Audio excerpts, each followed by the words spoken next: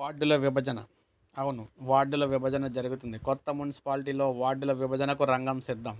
రాష్ట్రంలో కొత్తగా ఏర్పాటైన మున్సిపాలిటీల్లో వార్డుల విభజనకు రంగం సిద్ధమైంది. దీంతో పాటు కార్పొరేషన్లు, మున్సిపాలిటీల్లో విలీనమైన ప్రాంతాలను వార్డులుగా విభజించాలనున్నారు. ఈ మేరకు పురపాలక, పట్టణాభివృద్ధి శాఖ ఇటీవల ఉత్తర్వులు కూడా జారీ చేసింది. రాష్ట్రంలో కొత్తగా 18 గ్రామ పంచాయతీలను మున్సిపాలిటీలుగా మార్చారు. మరో 5 కార్పొరేషన్లు, 7 మున్సిపాలిటీల్లో వాటికి సమీప గ్రామాలను విలీనం కూడా చేశారు. ఈ మేరకు మార్పు చేర్పులు చేయాల్సిన ఉంటుందన్నమాట. దీనికి సంబంధించి నోటిఫికేషన్ అయితే విడుదల చేశారు.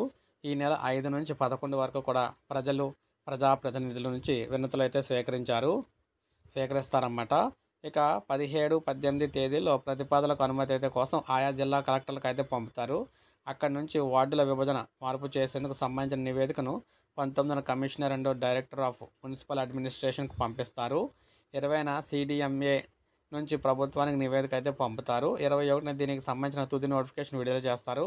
అయితే బాహ్య వలయ రహదారి ORR లోపల ఉన్న మున్సిపాలిటీల్లో వార్డుల విభజన ప్రక్రియ ప్రస్తుతానికి అయితే పక్కన పెట్టారనమాట. సో మొత్తం మీద ఇంకా రాష్ట్ర వ్యాప్తంగా మున్సిపాలిటీలకు సంబంధించి వార్డుల విభజన అయితే జరుగుతుంది. ఇవన్నీ కూడా దేని గురించి చేస్తున్నారంటే రాబోయే ఎన్నికలు, పంచాయతీ ఎన్నికలకు సంబంధించి మున్సిపల్ అంటే స్థానిక సంస్థల ఎన్నికలు ఉన్నాయి కదా, ఎంపీటీసీ ఎన్నికలు, జడ్పీటీసీ ఎన్నికలు, ఈ ఎన్నికలన్నీ వాటికి సంబంధించి కూడా ఇవన్నీ చేస్తూ ఉన్నారన్నమాట. సో ఇది మనకు అప్డేట్. ఒక లైక్ చేయండి, సబ్స్క్రైబ్ చేసుకోండి, మన ఛానల్ సబ్స్క్రైబ్ చేసుకోండి.